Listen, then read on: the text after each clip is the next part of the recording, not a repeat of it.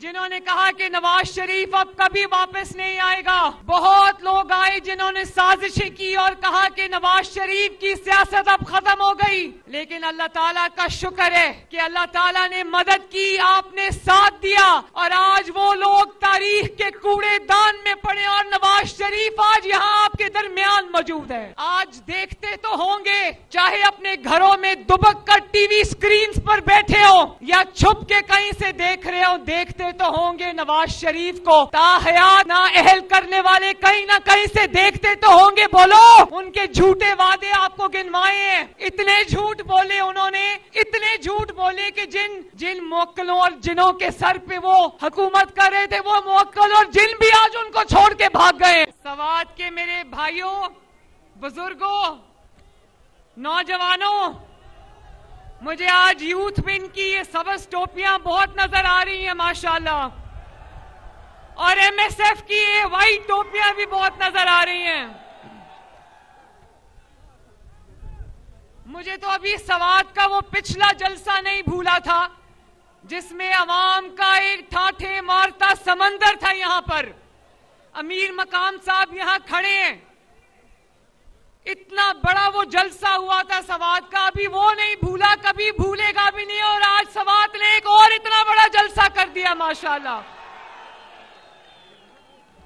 फर्क सिर्फ इतना है कि उस जलसे में नवाज शरीफ साहब यहां पर लंदन से टीवी स्क्रीन पर मौजूद थे, और आज अल्लाह ताला के फजल से और आपकी मोहब्बत से ये दिन आया है कि नवाज शरीफ साहब आज आपके सामने मौजूद है यहां पर।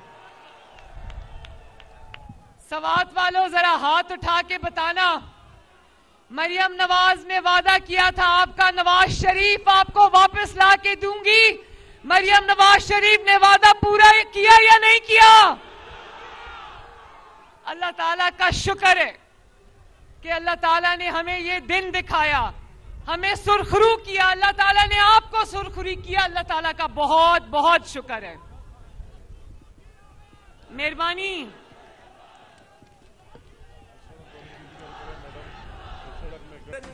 सवात वालों,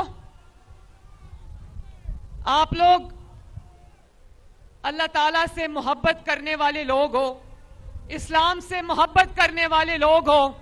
वो आयत सुनी है ना, याद है ना, वतुइज़्ज़ु मन तशा वतुज़िल्लु मन तशा। बहुत लोग आए नवाज शरीफ की सियासत को मिटाने की चाह दिल में लिए। बहुत लोग आए जिन्होंने कहा कि नवाज शरीफ अब कभी वापस नहीं आएगा।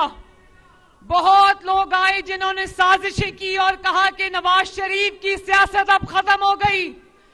लेकिन अल्लाह ताला का शुक्र है कि अल्लाह ताला ने मदद की, आपने साथ दिया, और आज वो लोग तारीख के कूड़ेदान में पड़े और नवाज शरीफ आज यहां आपके दरमियान मौजूद है।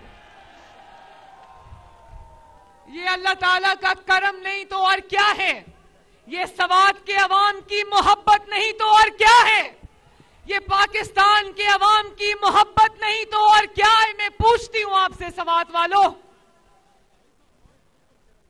नवाज शरीफ साहब का ये सफर आसान नहीं था। उन्होंने अपनी बड़ी आसान जुबान में आज ये कहा कि मैं बीवी की मौत की खबर मुझे अडियाला जेल में मिली। उन्होंने कहा कि मैं अपने वालिद के जनाजे को कंधा नहीं दे सका, मैं अपनी वालदा को लहद में नहीं उतार सका। सवात वालों, सवात के गयूर पख्तूनों, ये कोई आसान काम नहीं है। आपके पास यहां पहुंचने तक नवाज शरीफ को आग के दरिया से गुजर के आना पड़ा है, लेकिन नवाज शरीफ ने हिम्मत नहीं हारी, क्योंकि नवाज शरीफ ने सही कहा कि वो जब आपका दुख देखता है, आपका दर्द देखता है, तो उसको अपना दुख और अपना दर्द भूल जाता है। सवात वालों, आज देखते तो होंगे, चाहे अपने घरों में दुबक कर टीवी स्क्रीन पर बैठे हो या छुप के कहीं से देख रहे हो, देखते तो होंगे नवाज शरीफ को ताहयात ना अहल करने वाले कहीं ना कहीं से देखते तो होंगे। बोलो, नवाज शरीफ को उम्र कैद देने वाले देखते तो होंगे, नवाज शरीफ को अदालतों में घसीटने वाले देखते तो होंगे, नवाज शरीफ को जलावतन करने वाले देखते तो होंगे, नवाज शरीफ को आपसे दूर करने वाले देखते तो होंगे, नवाज शरीफ की बेटी को बाप के सामने गिरफ्तार करने वाले आज देखते तो होंगे। 21 अक्टूबर को जब नवाज शरीफ अपने वतन आपके दरमियान वापस आया था, तो जो लोग कहते थे नवाज शरीफ की सियासत खत्म हो गई, उन्होंने अपनी टीवी स्क्रीन्स पर बैठकर देखा कि नवाज शरीफ का इस्तकबाल मीनारे पाकिस्तान में पूरे पाकिस्तान ने किया माशाल्लाह। फिर कहने लगे कि 16 महीने की जो पीडीएम की हुकूमत रही है, उसके बाद नवाज शरीफ और मुस्लिम लीग नून अवाम में नहीं निकल सकती। और आज अल्लाह ताला का फजल देखो, नवाज शरीफ जहां जाता है अवाम का ठाठे मारता समंदर उसके सामने मौजूद होता है। नवाज शरीफ पर तनकीद करने वालों के इतनी जलसियां होती हैं और नवाज शरीफ के सामने अवाम का तूफान खड़ा है आज माशाल्लाह। इसको कहते हैं अल्लाह ताला का करम। साजिशें करने वाले सदा नहीं रहते। आज नवाज शरीफ साहब ने, जिनकी खैबर पख्तूनख्वा में 10 साल हुकूमत रही है, उनके झूठ आपको गिनवाए हैं, वो सब झूठ नवाज शरीफ साहब ने गिनवाए हैं। उनके झूठे वादे आपको गिनवाए हैं। इतने झूठ बोले उन्होंने, इतने झूठ बोले कि जिन मुवक्किलों और जिनों के सर पे वो हुकूमत कर रहे थे, वो मुवक्किल और जिन भी आज उनको छोड़ के भाग गए हैं। तो मैं ज्यादा लंबी बात नहीं करूंगी, ये जरूर कहूंगी कि जिसने लोगों को चोर चोर कहा, आज वो पाकिस्तान का सबसे बड़ा चोर साबित हो गया। जिसने लोगों पर चोरी के झूठे इल्जाम लगाए, आज वो भी चोर निकला, उसका खानदान भी चोर निकला। मैं ये जरूर कहना चाहती हूं, नवाज शरीफ की बेटी हूं, किसी की तकलीफ पे, किसी के दुख पे खुशी नहीं मनाती, किसी की गिरफ्तारी पे खुशी नहीं मनाती, किसी की आजमाइश पे खुशी नहीं मनाती। लेकिन हां, इतना जरूर कहती हूं कि मरियम नवाज को भी ऑफर हुई थी, जब अडयाला में अपनी मां को मैं छोड़ के आई नवाज शरीफ साहब के साथ गिरफ्तारी देने के लिए, तो जिस दिन मुझे अडयाला लेकर गए, मुझे भी ऑफर हुई थी कि आप अडयाला की बजाय सहाला रेस्ट हाउस शिफ्ट हो जाएं। मैंने कहा नहीं, मैं अगर जेल जाऊंगी तो अब नवाज शरीफ के साथ जाऊंगी, मैं किसी रेस्ट हाउस में नहीं जाऊंगी।